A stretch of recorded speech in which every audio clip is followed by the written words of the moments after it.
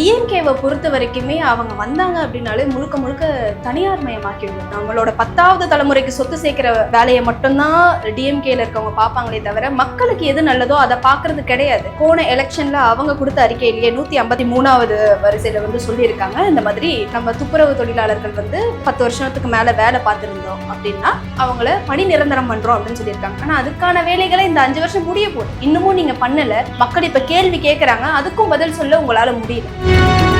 கவின் கொலை வழக்கும் லாக்அப் டெத்தும் ஒண்ணு கிடையாது. அஜித்குமார் கொலை வழக்கை பொறுத்தவரையில ஒரு அரசாங்கம் வந்து தன்னுடைய வேலையை ஒழுங்கா செய்யாம, வைஷ்ணவி அவங்கள பொறுத்த வரைக்கும் பொறுமையும் பொறுப்பும் கிடையாது. அவங்க கம்ப்ளைண்ட் கொடுக்கறது வந்து ஒரு பேஸ்லெஸ் ஆனது அப்படின்னு சொல்லலாம். ஏன்னா சோசியல் மீடியா அப்படின்றது நிறைய பேர் யூஸ் பண்றாங்க, கோடான கோடி மக்கள் யூஸ் பண்ற ஒரு தளத்துல தாவேகாவினர் மட்டும்தான் என்னை பத்தி கெட்டதா பேசுறாங்க, இல்ல என்னை பத்தி கெட்டதா பேசுற எல்லாருமே வந்து தாவேகாவினர் அப்படின்னு சொல்றது வந்து எங்களுக்கெல்லாம் பாதுகாப்பு இருக்குதான். இல்லைன்னு சொல்றது வந்து முற்றிலும் அது மறுக்கக்கூடியது. டிஎம்கேவையோ மற்ற கட்சியினரை எடுத்துக்கிட்டீங்க அப்படின்னாலுமே அவ்வளோ பிரச்சனைகள் வருது. ஒரு செக்ஷுவல் ஹராஸ்மெண்ட் இருக்கட்டும், இல்ல ஒரு காசு கேட்டு தொந்தரவு பண்றதா இருக்கட்டும், இவ்வளவு நடக்குது அங்க. தமிழக வெற்றி கழகத்தை பொறுத்தவரையிலும் யாருக்கு திறமை இருக்கோ, யாருக்கு திராணி இருக்கோ அவங்கள சூஸ் பண்ணி அவங்களுக்கு பொறுப்பு கொடுத்து நடந்துக்கிறாங்களே தவிர நீங்க ஒரு பெண் அதனால உங்களுக்கு வந்து எதுவுமே கொடுக்க மாட்டோம் அப்படின்னு ஒரு நாளும் சொல்ல கிடையாது. இனிமே என்னையே எடுத்துக்கிட்டீங்க அப்படின்னா நான் மாவட்ட லெவல்ல ஒரு பொறுப்புல இருக்கேன். ஸோ இதெல்லாம் சும்மா கொடுக்குற பொறுப்பு கிடையாது இல்லைங்களா. யாருக்கு திராணி இருக்கோ அவங்கள பார்த்து கொடுப்பாங்க. தமிழக வெற்றி கழகத்தை மாதிரி பெண்களுக்கு மரியாதை கொடுக்குற ஒரு கட்சி வந்து தமிழகத்துல வேற எங்கேயுமே கிடையாது. முன்னாடி சொல்லிட்டு இருந்தாங்க 1000 ரூபாய் கொடுக்குறேன்னு சொன்னாங்க இல்லைங்களா, அதுமே மொத்த பெண்களுக்கும் அப்படின்னு சொல்லிட்டு சொன்னாங்க. அதுக்கப்புறம் என்ன பண்ணாங்க, ஒரு ஸ்க்ரூட்டனைஸ் பண்ணி நாங்க இந்த செட் ஆஃப் பீப்புளுக்கு தரோம் அப்படின்னு சொல்லிட்டு சொன்னாங்க. இப்போ கேம்ப் எல்லாம் போட்டு பண்றாங்க இல்லைங்களா. இதுவுமே வந்து 2026ல நம்ம எப்படியாவது எலெக்ஷன்ல வின் பண்ணிடணும் அப்படின்ற நோக்கத்தினால தானே தவிர மக்களுக்கு நல்லது செய்யணும்ன்ற நோக்கம். பறை நேயர்களுக்கு வணக்கம். இன்று நம்மோடு இணைந்திருப்பவர் தமிழக வெற்றி கழகத்தின் சென்னை மத்திய மேற்கு மாவட்ட செயற்குழு உறுப்பினர் புவனேஸ்வரி அவர்கள். வணக்கம் மேம். வணக்கம். தாவேக சார்பா வெற்றி பேரணியில் தமிழ்நாடுன்னு சொல்லி ஒரு செயலி உருவாக்கப்பட்டு அந்த செயலியில வந்து உறுப்பினர் சேர்க்கை வந்து நடைபெற்று இருக்கிற முக்கியமான முழக்கம் என்ன அப்படின்னா, ஊருக்கு ஊர், வீதிக்கு வீதி, வீட்டுக்கு வீடுன்னு சொல்லி முழக்கம் முன்வைக்கப்பட்டிருக்கு. இது எந்த அளவு தமிழ்நாட்டு மக்கள்கிட்ட வந்து போயிருக்கு, எந்த அளவு ரெஸ்பான்ஸ் வந்திருக்கு மேம்? ஃபர்ஸ்ட் ஆஃப் ஆல் என்ன சொல்லணும் அப்படின்னா, இது எங்களுடைய முதல் செயலி கிடையாது. இது 2வது தடமாக நாங்கள் வந்து செய்கிற செயலி. இது முதல் செயலி வந்து ஆல்ரெடி அதில் வந்து லட்சக்கணக்கான மக்கள் இணைந்ததுனால முடங்கி இப்போ 2வது செயலியை வந்து நம்ம ரிலீஸ் பண்ணியிருக்கோம். ஸோ இதுலேருந்து என்ன தெரியுது அப்படின்னா, மக்கள் ஒரு மாற்றத்தை விரும்புகிறாங்க. அந்த மாற்றத்தை கொடுக்க தமிழக வெற்றி கழகம் தயாராக இருக்கிற நிலையில் மக்கள் இணைய விருப்பப்படுறாங்க அப்படின்னு சொல்லலாம். வீடுக்கு வீடு, வீதிக்கு வீதி அப்படின்னு சொல்லும் போது நம்மளே நிறைய விஷயம் பார்க்குறோம். குடும்பத்தோட வந்து தாவேகாவில இணையிறாங்க. எந்த ஒரு பதவியும் வேண்டாம் எங்களுக்கு, நாங்கள் விரும்புறது வெறும் ஒரு மாற்றத்தை மட்டும்தான், ஒரு நலமான தமிழகத்தை நாங்கள் விரும்புகிறோம், அதை கொடுக்கறதுக்கு தாவேகா தயாராக இருக்கும் நிலையில் நாங்கள் எங்கள் சொந்தக்காரங்களோட என்னுடைய குழந்தைகளோட நாங்கள் வந்து இணையிறோம் அப்படின்னு சொல்கிறாங்க. ஸோ அதை பொறுத்த வரைக்குமே ரொம்ப நல்ல வரவேற்பு இருக்குது அப்படின்னு சொல்லலாம். இப்போதைக்கு ஆளும் கட்சியும் சரி எதிர்கட்சியும் சரி, ஆளும் கட்சி சார்பாக ஓரணியில் தமிழ்நாடுன்னு ஒரு பிரச்சார பயணம் தொடங்கப்பட்டு உறுப்பினர் சேர்க்கை நடத்தப்பட்டது. எதிர்கட்சி சார்பாகவும் வந்து மக்களை மீட்போம், தமிழகத்தை காப்போம் சொல்லி பிரச்சார பயணம் நடைபெற்று இருக்கு. இப்படி இருக்க சூழல்ல உங்க கட்சி வந்து எந்த அளவு மக்கள் மத்தியில் வந்து போக வாய்ப்பு இருக்குங்க? சார், இதை நம்ம எப்படி சொல்லலாம் அப்படின்னா, நீங்கள் மற்ற எதிர்கட்சியாக எடுத்துக்கோங்க, இல்லை ஆளுங்கட்சியாக எடுத்துக்கோங்க, கிட்டத்தட்ட ஒரு 70 ஆண்டுகள் கட்சி அது அவங்க. ஸோ அப்படி இருக்கும் போது ஆல்ரெடி இருக்க ஜனத்தொகையே அவங்களுக்கு தெரியும். இப்போ அவங்களுக்கு என்ன பயம் அப்படின்னா, இந்த கட்சியில இருந்துமே அந்த கட்சிக்கு மாறிடுவாங்களோ அப்படின்ற பயம் வந்து அவங்களுக்குள்ள அதிகமாக இருக்குது அப்படின்னு நம்ம சொல்லலாம். இப்போது எடுத்துக்கிட்டிங்க அப்படின்னா, இப்போ அவங்களுக்கு தேவையே கிடையாது முதல்ல உறுப்பினர் சேர்க்கை நடத்தணும் அப்படின்னு சொல்லிட்டு. 70 ஆண்டு கட்சிக்கு உறுப்பினர் சேர்க்கை இப்போ நடத்தணுன்ற அவசியம் எங்கேருந்து வந்தது அப்படின்னா, தாவேகா மேலே உள்ள பயத்தினால வந்தது அப்படின்னு நம்ம சொல்லலாம். அதான் சொன்ன மாதிரி மக்கள் மாற்றத்தை விரும்புகிறாங்க. அந்த மாற்றத்தை தமிழக வெற்றி கழகம் கொடுக்க போகுது. அந்த நம்பிக்கை மக்களுக்கும் இருக்குது, அதனால இணைகிறாங்க. கட்சி தொடங்கி 2 ஆண்டுகள் தான் வந்து முடிய போகுது. இன்னும் ஒரு தேர்தலில் கூட தாவேகா சார்பாக போட்டியிடப்படுறா, ஓட்டு எண்ணிக்கையும் நமக்கு வந்து தெரியல. அப்படி இருக்கும்போது 70 ஆண்டு கட்சிகள் வந்து எப்படி வந்து உங்களை பார்த்து பயப்படுறான்னு நீங்கள் சொல்கிறீங்க? எதன் அடிப்படையில்? அவங்களோட செயல்பாடுகளே நமக்கு தெரியும் இல்லைங்களா. நம்மளை வந்து ஒரு நோட்டீஸ் கூட கொடுக்க விடாத ஆளுங்கட்சியாக தானே இருக்காங்க. நாங்கள் ஒன்றுமே பண்ணலையே. ஒரு மகளிருக்கு ஆதரவாக காலேஜில் ஒரு நோட்டீஸ் கொடுத்தோம், அந்த நோட்டீஸ் எங்களை ஒழுங்காக கொடுக்க விட்டாங்க கிடையாது. இதுவே அவங்களோட பயத்தில் முதல் அடியாக நாங்கள் சொல்ல முடியும். மேற்படி பார்த்தோம் அப்படின்னா, நம்ம தொடர்ச்சியான செயல்பாடுகள் நிறைய நடத்திட்டு வரோம். எதுவுக்குமே வந்து அவங்க எங்களுக்கு அனுமதியே கொடுக்கறது கிடையாது. நாங்களாக ஆஸ் பர் லா படி சட்டப்பூர்வமாக என்ன பண்ண முடியுமோ, கான்ஸ்டியூஷனல் படியாக என்ன பண்ண முடியுமோ அதை தமிழக வெற்றி கழகம் வந்து தொடர்ந்து செயல்பட்டுக்கிட்டே தான் இருக்காங்க. அதற்கு போலீஸுமே இணங்குறாங்க அப்படின்னு சொல்லலாம். ஓகே. சமீபத்தில் வந்து ஒரு மாதத்துக்கு முன்னாடி தாவேக கட்சியிலேருந்து வெளியேறிய வைஷ்ணவி அவர்கள் வந்து ஒரு கம்ப்ளைண்ட் வந்து ரைஸ் பண்ணியிருக்காங்க. என்ன அப்படின்னா, தாவேக தலைவர் விஜய் மேலையும் தாவேக தொண்டர்கள் மேலையும் தொடர்ச்சியாக வந்து தனக்கு எதிராக வந்து அவதூறு கருத்து சோசியல் மீடியாவில் பரப்பப்படுது. இதை ஒட்டி எந்த நடவடிக்கையுமே தலைவர் வந்து தளபதி விஜய் அவர்கள் எடுக்கல. அதனால அவர் மேலேயும் வந்து கம்ப்ளைண்ட் வந்து ரைஸ் பண்ணியிருக்காங்க. அது எப்படி பார்க்குறீங்க? சார், இந்த கம்ப்ளைண்ட் வந்து முழுக்க முழுக்க ஒரு பொய்யானதாகவும் ஒரு விளம்பர நோக்கத்தோடைய செயல்பாடும் நம்ம சொல்ல முடியும். வைஷ்ணவி அவங்கள பொறுத்த வரைக்கும் பொறுமையே இல்லாதவங்க அப்படின்னு நான் நினைக்கிறேன். பொறுமையும் பொறுப்பும் கிடையாது. இவங்க ஒரு அரசியல் அப்படின்னு எடுத்துக்கிட்டோம் அப்படின்னா கொஞ்சமாவது பொறுப்புணர்ச்சி இருக்கணும். அப்பப்போ ஒரு கட்சி மாறுறதுன்றது அது ஒரு நல்ல விஷயமே கிடையாது. முற்பாடு எடுத்துக்கிட்டோம் அப்படின்னா அவங்க தாயாருமே வந்து டிஎம்கேல இருக்காங்க. ஸோ இவங்களுமே டிவிகேல கொஞ்ச நாள் இருந்துட்டு நல்ல ஒரு ஃபெமிலியாரிட்டியை வந்து டிவிகே மூலயமா க்ரியேட் பண்ணிக்கிட்டாங்க அப்படின்னு வேணால் நம்ம சொல்ல முடியும். அண்ட் இன்னொரு விஷயம் என்ன அப்படின்னா, அவங்க கம்ப்ளைண்ட் கொடுக்கறது வந்து ஒரு பேஸ்லெஸ் ஆனது அப்படின்னு சொல்லலாம். ஏன்னா சோஷியல் மீடியா அப்படின்றது நிறைய பேர் யூஸ் பண்ணுறாங்க. கோடான கோடி மக்கள் யூஸ் பண்ணுற ஒரு தளத்தில் தாவேகாவினர் மட்டும்தான் என்னை பற்றி கெட்டதாக பேசுகிறாங்க, இல்லை என்னை பற்றி கெட்டதாக பேசுகிற எல்லாருமே வந்து தாவேகாவினர் அப்படின்னு சொல்கிறது வந்து முற்றிலும் ஏற்றுக்கக்கூடியதே கிடையாது. சைபர் கிரைம் வந்து இந்தியாலேயும் சரி தமிழ்நாட்டிலையும் சரி தொடர்ந்து நடந்துக்கிட்டே தான் இருக்குது. அதுக்கான வழிமுறைகளை வந்து காவல்துறையினர் செஞ்சிட்ருக்காங்க. எங்களை பொறுத்த வரைக்கும் என்ன அப்படின்னா, எங்களுடைய தலைவர் தமிழக வெற்றி கழகத்துடைய தலைவரும் சரி செயலாளரும் சரி சொல்கிறது என்ன அப்படின்னா, தனி மனிதரை வந்து எந்த ஒரு அவதூறாக பேசுகிறதையும் இல்லை வந்து ஒரு தனிப்பட்ட கட்சியை ரொம்ப வன்மையாக பேசுகிறத ஒரு ஒரு பேட் வேர்ட்ஸ் யூஸ் பண்ணி பேசுகிறத வந்து மொத்தமாக ப்ரொஹிபிட் பண்ணுறாங்க. அவங்க இதெல்லாம் பண்ணக்கூடாது அப்படின்னு சொல்லிட்டு தான் எங்களை இது பண்ணுறாங்க. நாங்கள் ஒன்றும் இளைஞர் மாநாடு வச்சு பியரும் பிரியாணியும் போட்டு வளர்க்கலை. எங்களை பொறுத்த வரைக்கும் சுத்தமான தமிழ்நாடை தான் நாங்கள் விரும்புகிறோம். அதற்கான முயற்சிகளை தான் நாங்கள் எடுத்துகிட்ருக்கோம். இந்த கம்ப்ளைண்ட்ன்றது வந்து அவங்க கொடுக்கட்டும். ஆஸ் பர் லா படி என்ன டீல் பண்ணணுமோ அதை நாங்கள் பண்ணிக்கிறோம். நான் தொடர்ச்சி அவங்க கட்சி விட்டு வெளியே வரும்போது என்ன முன் வச்சாங்க அப்படின்னா, தாவேக்காவில் பெண்களுக்கு வந்து உரிய மரியாதை வந்து கொடுக்கப்படலன்னு சொல்லி முன் வச்சிருந்தாங்க. அவங்க மட்டும் வெளியே வரல, இன்னொரு சில மாவட்டங்கள் இருந்தும் சில பெண்கள்லாம் வெளியே வந்து அதே குற்றச்சாட்டை வந்து முன் வச்சாங்க. நீங்கள் எப்படி பார்க்குறீங்க? தாவேக்காவுள்ள பெண்களுடைய அந்த மதிப்பு எப்படி இருக்குது, எப்படி மரியாதை கொடுக்கப்படுது? சரி, இப்போ என்னையே எடுத்துக்கிட்டிங்க அப்படின்னா ஒரு யங் உமன் தான், நியர்லி ஒரு வைஷ்ணவியோட ஏஜ் இருக்க ஃபீமேல் தான் நான். ஸோ எங்களுக்கெல்லாம் பாதுகாப்பு இருக்குது தான். இல்லைன்னு சொல்கிறது வந்து முற்றிலும் அது மறுக்கக்கூடியது. நீங்கள் டிஎம்கேவையோ இல்லை வந்து மற்ற கட்சியினரை எடுத்துக்கிட்டீங்க அப்படின்னாலுமே அவ்வளோ பிரச்சனைகள் வருது. ஃபீமேலுக்கு ஒரு செக்ஷுவல் ஹராஸ்மெண்ட் இருக்கட்டும், இல்லை ஒரு காசு கேட்டு தொந்தரவு பண்ணுறதா இருக்கட்டும், இவ்வளோ நடக்குது அங்கே. பட் ஆனால் நீங்கள் தமிழக வெற்றி கழகத்தை பொறுத்தவரையிலும் யாருக்கு திறமை இருக்கோ யாருக்கு திராணி இருக்கோ அவங்கள சூஸ் பண்ணி அவங்களுக்கு பொறுப்பு கொடுத்து நடந்துக்கிறாங்களே தவிர நீங்கள் ஒரு பெண் அதனால் உங்களுக்கு வந்து எதுவுமே கொடுக்க மாட்டோம் அப்படின்னு ஒரு நாளும் சொல்ல கிடையாது. இனிமேல் என்னையே எடுத்துக்கிட்டிங்க அப்படின்னா நான் மாவட்ட லெவலில் ஒரு பொறுப்பில் இருக்கேன். ஸோ இதெல்லாம் சும்மா கொடுக்குற பொறுப்பு கிடையாது இல்லைங்களா?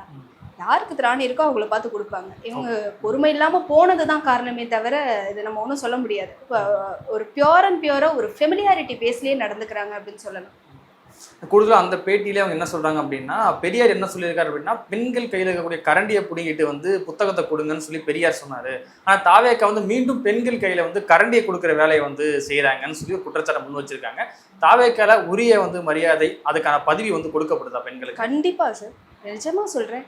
தமிழக வெற்றி கழகத்தை மாதிரி பெண்களுக்கு மரியாதை கொடுக்குற ஒரு கட்சி வந்து தமிழகத்தில் வேறு எங்கேயுமே கிடையாது. இதை வந்து ரொம்ப எழுத்துப்பூர்வமாக கூட நான் தரதுக்கு தயாராக இருக்கேன். ஏன்னா இதெல்லாம் நாங்கள் நேரடியாக அனுபவிக்கிறோம். சரிங்களா? மற்றபடி நீங்கள் சொல்கிற மாதிரி இந்த கரண்டியை கொடுக்கறது பெண்ணை கொடுக்கறது அப்படின்னா, தமிழ்நாட்டில் வந்து 12th முடித்த பசங்களுக்கு லேப்டாப் கொடுத்துட்டு இருந்தாங்க. இப்போ கொடுக்குறாங்க கிடையாது.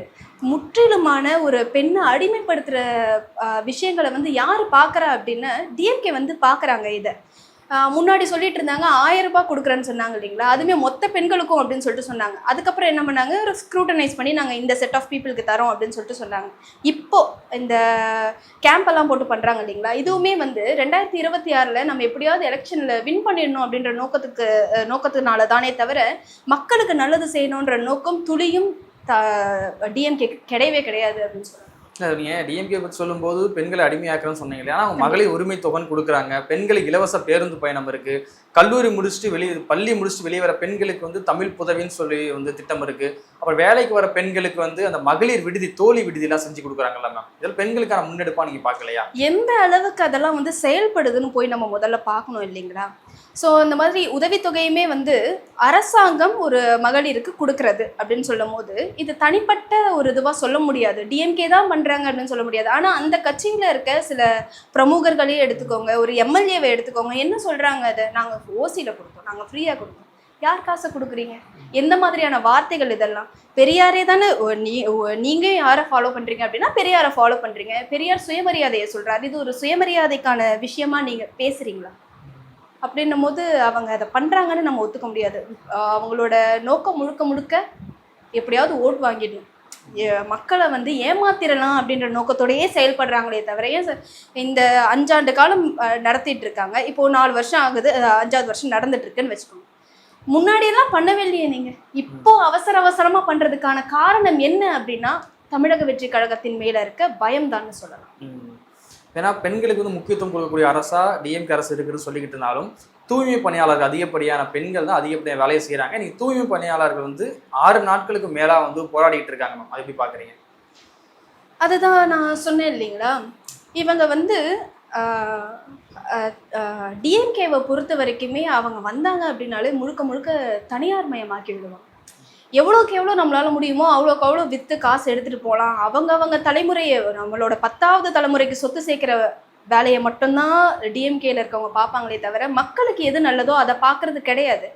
அவங்களுடைய போன எலெக்ஷனில் அவங்க கொடுத்த அறிக்கையிலேயே 153வது வரிசையில் வந்து சொல்லியிருக்காங்க, இந்த மாதிரி நம்ம துப்புரவு தொழிலாளர்கள் வந்து அவங்களுக்கு வந்து 10 வருஷத்துக்கு மேலே வேலை பார்த்துருந்தோம் அப்படின்னா அவங்கள பணி நிரந்தரம் பண்ணுறோம் அப்படின்னு சொல்லியிருக்காங்க. ஆனால் அதுக்கான வேலைகளை இந்த 5 வருஷம் முடிய போகுது, இன்னமும் நீங்கள் பண்ணலை. மக்கள் இப்போ கேள்வி கேட்குறாங்க, அதுக்கும் பதில் சொல்ல உங்களால் முடியல. ஒரு மேயருமே அதுக்கான பதில் சொல்லலை, ஒரு எம்எல்ஏவும் அதுக்கான பதில் சொல்லலை, அதுக்கான அமைப்பில் இருக்க அமைச்சரும் அதுக்கான பதில் சொல்லவே கிடையாது.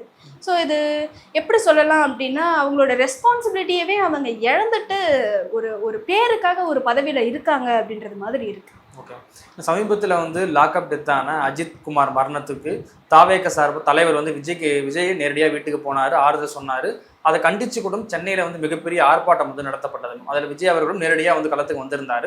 ஆனால் இப்போ 1 வாரத்துக்கு முன்னாடி தூத்துக்குடியில் கவின் அப்படிங்கிற நபர் வந்து ஜாதிய ஆணவ படுகொலை செய்யப்பட்டிருக்காரு. ஆனால் இதுக்காக வந்து தாவேக சார்பாக எந்த அறிவிக்கையுமே வெளியிடப்படாமல் இருக்கு இல்லையா, என்ன காரணம்? சார், நம்ம இது ரெண்டுத்தையுமே வந்து வித்தியாசமாக பார்க்கணும். கவின் கொலை வழக்கும் லாக்அப் டெத்தும் ஒன்று கிடையாது. இந்த அஜித்குமார் கொலை வழக்கை பொறுத்தவரையில் ஒரு அரசாங்கம் வந்து தன்னுடைய வேலையை ஒழுங்காக செய்யாமல் அது கொலை பண்ணியிருக்கு அப்படின்னு சொல்ல முடியும். ஒரு ராஜா பண்ணுற கொலை மாதிரி வச்சுக்கலாம் நம்ம.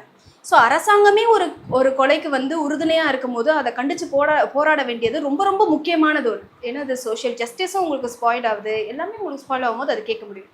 நீங்கள் அப்படியே இந்த கவின் கொலை வழக்கு அவங்களோடது வந்தீங்க அப்படின்னா எங்களுடைய தூத்துக்குடி மாவட்ட செயலாளர்களும் சரி, அங்கே இருக்க தாவேகாவினரும் சரி போய் நேரில் பார்த்தாங்க, ஆதரவு தெரிவிச்சிருக்காங்க. ஸோ இது எப்படி பார்க்கலாம் அப்படின்னா தலைவர் வந்து என்ன முடிவு எடுக்கிறாரோ அது வந்து நம்ம பண்ண முடியும். இதை நாங்கள் வன்மையாக கண்டிக்கிறோம். கவினுடைய கொலை வழக்கு நடக்கக்கூடாதது, அது நடந்திருக்க வேண்டியது அல்ல அப்படின்றத நாங்கள் உறுதியாக இருக்கோம். பட் ஆனால் தலைவர் என்ன பண்ணுறாருன்றதை நம்ம பொறுத்திருந்து தான் பார்க்கணுமே தவிர இது ரெண்டுத்தையும் ஒன்றா சேர்க்காதீங்க. ஏன்னா அஜித்குமாரோடைய கொலை வழக்கு வேறு, கவினுடைய கொலை வழக்கு வேறு. இது முற்றிலுமான ஒரு ஜாதி சார்ந்த ஒரு கொலையாக இருக்குது. அண்டு இன்னுமே அதை வந்து எப்படி சொல்கிறது அப்படின்னா போலீஸுமே அதை இன்வெஸ்டிகேஷன் பண்ணிகிட்டே இருக்காங்க அப்படின்னு வந்து நம்ம சொல்ல முடியும். அண்ட் அஜித்குமார் கொலை வழக்கை பொறுத்த வரைக்கும் போலீஸே அதில் அக்யூஸ்டாக இன்வால்வ் ஆகியிருக்காங்க அப்படின்னும் போது அது டோட்டலி வேறு. இது ரெண்டுத்தையும் ஒன்றா சேர்க்கறதுன்றது அபத்தமானது. இப்போ எல்லா கட்சிகளும் வந்து ஜாதிய ஆணவ படுகொலைக்கு எதிராக தனி சட்டம் இயற்றணும்னு சொல்லி எல்லா கட்சிகளும் கோரிக்கை முன் வச்சுட்டாங்க. முதல்வரை சந்திச்சும் வந்து அந்த கோரிக்கை முன் வச்சிருக்காங்க. இப்போ தாவேக சார்பாக ஜாதிய ஆணவ படுகொலைக்கு எதிராக தனி சட்டம் இயற்றணுமா வேண்டாமா? உங்களுக்கு கண்டிப்பாக நாங்கள் அதுக்கு வந்து மறுப்பே சொல்ல கிடையாது. நாங்கள் அந்த ஆணவ படுகொலைக்கு ஆதரவும் தெரிவிக்க கிடையாது. நாங்கள் அதை வன்மையாக கண்டிக்கிறோம். அதற்கான என்ன முயற்சி பண்ணணுமோ அதை நாங்கள் சட்டப்பூர்வமாக பண்ணுவோம். நாங்கள் மற்ற கட்சியினர் மாதிரி வெறுமனே போய் சொல்லிட்டு நாங்கள் முதல்வரை பார்த்தோம், நோட்டீஸ் கொடுத்தோம், முடிஞ்சிருச்சு அப்படின்ற ஆளுங்க கிடையாது. நீங்கள் நல்லா பார்த்தீங்கன்னா தெரியும், இந்த 2 ஆண்டு காலத்திலேயே எங்களுக்கு ஏதாவது ஒன்று தேவை இருக்குது அப்படின்னா சட்டப்பூர்வமாகவும் அரசியலமைப்பு மூலமாகவும் என்ன பண்ண முடியுமோ அதை நாங்கள் தொடர்ந்து பண்ணிக்கிட்டு தான் இருக்கோம். இது தலைமை என்ன முடிவெடுக்குதோ அதை தொடர்ந்து நாங்கள் செயல்பட தயாராக இருக்கோம். ஓகே, இந்த தாவேக சார்பில் வெளியிடப்பட்ட செயலியும் போதே ஒரு முக்கியமான சொல்லப்படுது என்ன அப்படின்னா 1967-77 வந்து தமிழ்நாட்டில் வந்து என்ன அரசியல் மாற்றம் ஏற்பட்டதோ அதே போல 2026 சட்டமன்ற தேர்தலையும் ஏற்படும் சொல்லியிருந்தீங்க. 2067க்கு முன்னாடி டிஎம்கே வந்து பல வேலைகள் செஞ்சிருக்காங்க. 77ல் எம்ஜிஆர் அவர்கள் முதல்வராக வரும்போதும் முன்னாடி டிஎம்கேல இருந்து பல வேலைகள் வந்து செஞ்சுட்டு தான் முதலமைச்சர் ஆனார். அப்படி இருக்க சூழல்ல எதன் அடிப்படையில் வந்து 2026ல் வந்து தாவேக தான் வரும்னு சொல்றீங்க? என்ன வேலைகள் செஞ்சிருக்கீங்க மக்கள் மத்தியில்? சார், அது மாற்றம் என்பது வந்துட்டே இருக்கும் அப்படின்னு சொல்லலாம். இன்னொன்று வந்து சொல்லுவாங்க, ஹிஸ்ட்ரி ரிப்பீட்ஸ் இட் செல்ஃப் அப்படின்னு சொல்ற மாதிரி. நீங்கள் சொல்கிற மாதிரி 67ல் நடந்தது 77ல் நடந்தது அப்படின்றது மாதிரி நம்ம எடுத்துக்கிட்டோம் அப்படின்னாலுமே எம்ஜிஆர் அவர்கள் வந்து நாங்கள் மதிப்பிற்குரிய முதலமைச்சராக இருந்திருக்காரு. அதுக்கு முன்னாடியே அவர் எம்எல்ஏவாக செயல்பட்டிருக்காரு. உண்மைதான், நாங்கள் எதுவும் மறக்கலை. பட் ஆனால் அந்த டைமில் அவர் கூட யார் யார் இருந்தா அப்படின்னு சொல்லிட்டு பார்க்கணும். அண்ணா வந்து ஒரு கட்சி தொடங்கும் போதுமே அவருக்கு பின்னாடி இருந்தது மொத்த பேரும் இளைஞர்கள் தான். எம்ஜிஆர் அவர்களுக்குமே இளைஞர்கள் தான் பக்கத்துணையாக இருந்திருக்காங்க. இன்னைக்கு எங்கள் தலைவருக்குமே இளைஞர்கள் நாங்கள் பக்கத்துணையாக இருக்கோம். மக்களுடைய கூட்டணி இருக்கிறதுனால வெற்றி நிச்சயம் அப்படின்னு சொல்லலாம். இந்த இளைஞர் கூட்டம் எல்லாருமே ரசிகர்கள் கூட்டம் தான், தொண்டர்களாக மாற வாய்ப்பு இல்லைன்னு சொல்லி ஒரு வாதம் இருக்கு இல்லையா? நீங்க எப்படி பார்க்குறீங்க? இது எப்படி சொல்கிறது அப்படின்னா, ஒருத்தவங்களை மட்டும் தட்டி வைக்கிற மாதிரி நம்ம சொல்லலாம். இளைஞருடைய இப்போ சக்தியவே நீங்கள் வந்து உங்கள் இளைஞர்களுக்கெல்லாம் சக்தி இல்லை, நீங்கள் வந்து அப்பப்போ மாறிடுவீங்க அப்படின்னு சொல்ல வரீங்களா? இல்லை என்னன்னு எனக்கு புரியலைங்களே. அது வந்து ரசிகர் பட்டாளம், ஹீரோக்கான ரசிகர் பட்டாளம் சொல்லப்படுது. கிடையவே கிடையாது சார். தமிழக மக்கள் வந்து ஒரு கரிஸ்மேட்டிக் லீடரை தேடுறாங்க. அந்த கரிஸ்மேட்டிக் லீடராக எங்களுடைய தலைவர் தளபதி விஜய் அவர்கள் இருக்கிறாங்க. அதனால அவங்க பின்னாடி நாங்கள் வரோமே தவிர மற்றபடி அவர் வந்து ஒரு பெரிய ஹீரோ, மாஸ் ஹீரோ, அதனால அவர் சினிமாவில் பண்ணதெல்லாம் இங்கே பண்ண போகிறாரு அப்படின்ற நோக்கத்தோடு வரல. அந்த அளவுக்கு இன்னும் இளைஞர்கள் வந்து முட்டாளாக ஆக்கப்படலை டிஎம்கேனால அப்படின்னு வேணால் நம்ம சொல்ல முடியும். ஏன்னா ஜஸ்ட் பிகாஸ் இவர் வந்து ஒரு ஆக்டிங் ஃபீல்ட்லேருந்து வந்ததுனால இவர் ரொம்ப மட்டம் தட்டி பேசுகிறதாவே நம்ம எடுத்துக்க முடியும். என்ன அப்படின்னா, இப்போது நிறைய பேர் வந்து இப்போது எங்களே எடுத்துக்கோங்க, நம்ம அட்வொகேசி ஃபீல்ட்லேருந்து வரோம், சில டாக்டர் ஃபீல்ட்லேருந்து வராங்க, வெவ்வேறு துறைகள்லேருந்து மக்கள் வந்து வராங்க. அரசியல்ன்றது வந்து ஒரு வாஸ்டான பிளாட்ஃபார்ம். அது யார் வேணால் வரலாம் அப்படின்னும் போது அப்போது நடிப்பு துறையிலேருந்து மட்டும் வரக்கூடாது. என்டர்டைன்மெண்ட் டிபார்ட்மெண்ட்லேருந்து நம்ம வந்து நீங்கள் வந்தீங்க அப்படின்னா ஒதுக்கப்படுறதுன்றது வந்து ஒரு சரியான செயல்பாடாக இருக்காது அப்படின்னு வந்து சொல்லலாம் நம்ம. ஏன்னா டிஎம்கேடியுமே பல பேர் வந்து அதுலேருந்து வந்திருக்காங்க. சக்ஸஸ் ஆக முடியாதவங்கெல்லாம் இன்றைக்கி துணை முதல்வராக உட்காந்துருக்காங்க அப்படின்னும் போது நம்ம ஒன்றும் சொல்ல முடியாது இல்லைங்களா? அப்போ நாங்கள் முதல்வர் வேட்பாளர், மக்கள் விரும்பும் முதல்வர் வேட்பாளர் அப்படின்னு சொல்கிறதுல எந்த ஒரு தவறும் கிடையாது. அதுதான் மக்கள் விரும்புகிறாங்க. அது 2027 உருவாயிருக்காங்க, கண்டிப்பாக உருவாயிருக்கு சார். நீங்கள் அதை பார்ப்பீங்க. நீங்கள் 2ஆம் மாநாட்டுக்கு வாங்க, மதுரையில் நடக்குது, 21ஆம் தேதி நடக்குது, அன்னைக்கு உங்களுக்கு தெரிய வரும் அப்படின்னு சொல்லலாம். பல இடங்கள்ல வந்து தாவேக்காவுடைய மிக முக்கிய நிர்வாகிகள் வந்து என்ன சொல்றாங்க அப்படின்னா, 300 கோடி சம்பளத்தை விட்டுட்டு வந்து மக்களுக்காக மக்கள் பணி செய்ய வந்து விஜய் வந்திருக்குன்னு சொல்லப்படுது. இது வந்து ஒரு அனுதாப ஓட்டுக்காக இருக்கா? நிச்சயமா கிடையாது சார். அனுதாப ஓட்டுன்றது வந்து என்னுடைய தகப்பனார் இறந்துட்டார், அதனால நான் வந்து கட்சியில் வரேன் அப்படின்றது, அந்த மாதிரி இல்லைனா அடிபட்டுருச்சுன்னு சொல்கிறது, அந்த மாதிரியானது தான் அனுதாப ஓட்டில் வரும். இந்த 300 கோடி ரூபாய் வருமானம் அப்படின்றது வந்து என்ன சொல்ல வராங்க அப்படின்னா, எங்களுடைய தலைவருக்கு வந்து அரசியலில் வந்து தான் சம்பாதிக்கணும் அப்படின்ற எந்த ஒரு நோக்கமும் கிடையாது. அதற்கான அவசியமும் எங்களுக்கு கிடையாது அப்படின்னு வேணால் நம்ம சொல்லலாம். ஏன்னா ஆல்ரெடி அவ்வளோ சம்பாதிக்கிறாங்க. சம்பாரிச்சதை விட்டுட்டு வேண்டாம், எனக்கு மக்களுடைய நலம் முக்கியம் அப்படின்னு வர ஒருத்தர் இதில் வந்து சம்பாதிக்க அவருக்கு அவசியமே கிடையாது அப்படின்றத தான் அதில் சொல்ல வராங்களே தவிர மற்ற அனுதாப ஓட்டு வாங்கணும்னு எங்களுக்கு எந்த அவசியமும் கிடையாது. ஏன்னா மக்கள் எங்கள் தலைவரை விரும்புகிறாங்க. அனுதாப ஓட்டு எங்களுக்கு தேவை கிடையாது.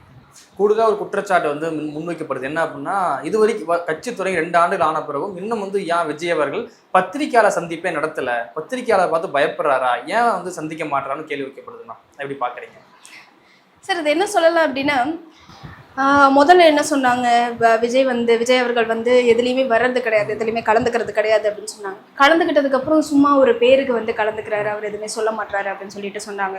அதுக்கப்புறம் நேரடியாக எங்கள் பேரை சொல்ல மாட்டாங்கன்னு சொன்னாங்க. அதுக்கும் நம்ம பதில் சொல்லியாச்சு. ஸோ ஒவ்வொன்றும் நம்ம செஞ்சுட்டே தான் இருக்கோம். இவங்க என்ன அப்படின்னா, ஒன்று செஞ்சாலும் தப்பு, செய்கிறனாலும் தப்பு அப்படின்றது தான் பண்ணிட்டு இருக்காங்களே தவிர வேறு எதுவும் கிடையாது. இந்த அஜித்குமார் அவங்களுடைய போராட்டத்துலேயுமே தளபதி வராங்க அப்படின்னு உடனே இடமாற்றம் செய்யப்பட்டது. வழியெல்லாம் மறைச்சாங்க சார், இது உங்களுக்கு தெரியுங்களா? வழியெல்லாம் மறைச்சு எங்களை போவிடாம அவ்வளோ ஆர்ப்பாட்டங்கள் செஞ்சாங்க ஆளுங்கட்சியினர். ஸோ நாங்கள் அது எல்லாத்தையுமே கடந்து பொறுத்து தான் வந்துட்டு இருக்கோம். எங்களுடைய நோக்கம் முழுக்க 2026 மக்களுக்கான அரசா தளபதி விஜய் அவர்களின் தலைமையில் அமைக்கப்படணுமே தவிர வேற எதுவும் எங்களுக்கு பெரிது கிடையாது. இந்த ஹிண்ட்ரன்ஸ் எல்லாத்தையுமே தாண்டி நாங்கள் அந்த வெற்றியை நோக்கி பயணித்து கொண்டு இருக்கிறோம் அப்படின்னு சொல்லலாம். ஓகே. ஆகஸ்ட் 21 தாவேக்காவுடைய 2வது மாநில மாநாடு நடத்துறது ஓரளவு உறுதி ஆயிடுச்சு. அது எப்படி பார்க்குறீங்க? சார் அது ரொம்ப ஒரு வரவேற்கத்தக்கது அப்படின்னும் சொல்லலாம். இன்னொன்று வந்து ரொம்ப ஆர்வமாக இருக்காங்க அப்படின்னு சொல்லலாம். தமிழக வெற்றி கழகத்தினுடைய நிர்வாகிகள்ல இருந்து தொண்டர்கள்ல இருந்து பொதுஜனங்கள் வரையுமே இந்த மாநாட்டை ரொம்ப எதிர்பார்த்து கொண்டு இருக்கிறாங்க. அந்த எதிர்பார்ப்புக்கு ஈடு செய்யணும். குறிப்பாக ஏன் மதுரையில் வந்து மாநாடு நடத்துறீங்க? என்ன காரணம்? மதுரைக்கு நிறைய ஒரு ஒரு பெயர்கள் இருக்குது சார். மதுரையை பொறுத்த வரைக்கும் ஒரு ஸ்பெஷாலிட்டி வந்து நிறைய இருக்குது அப்படின்னு சொல்லிட்டு சொல்லலாம். மதுரையை வந்து நாங்கள் சூஸ் பண்ணியிருக்கோம். இப்போ நான் முன்னாடி நடந்தது, அதுக்கப்புறம் விக்கிரவாண்டியில் நடந்தது, அதுக்கப்புறம் இங்கே சூஸ் பண்ணியிருக்காங்க. ஸோ அடுத்தடுத்து நடக்க தலைமை வந்து ஆலோசனை பண்ணிட்டு இருக்காங்க. இந்த மதுரை மாநாட்டுக்கு அப்புறம் தளபதி அவங்க வந்து ஆல் தமிழ்நாடு வந்து ஒரு சுற்றுப்பயணம் வராங்க. தமிழ்நாட்டில் நீண்ட காலமாக செயல்படக்கூடிய மிகப்பெரிய 2 கட்சிகள் ஏடிஎம்கே மற்றும் டிஎம்கே, இதுக்கு எதிராக வந்து ஒரு 3வது மாற்று அணியாக வந்து தமிழக மக்கள் வந்து விரும்புறது நடைமுறையில் யதார்த்தமாக இருக்குது. அப்படி இருக்கும்போது அந்த 3வது மாற்று அணி வந்து தாவேக்கா இருக்குன்னு நம்புறீங்களா? நிச்சயமாக நம்புகிறேன் சார். மக்களும் அதை நம்புகிறாங்க, நாங்களும் அதை நம்புகிறோம். அதற்கான முடிவுகளை வந்து 2026 நம்ம கண்கூட பார்க்க தான் போகிறோம். ஓகே. இவ்வளோ நேரம் எங்கள் நிகழ்வில் கலந்து கொண்டு பல்வேறு கருத்துக்களை பயந்தமைக்கு நன்றி மேம். நன்றி சார்.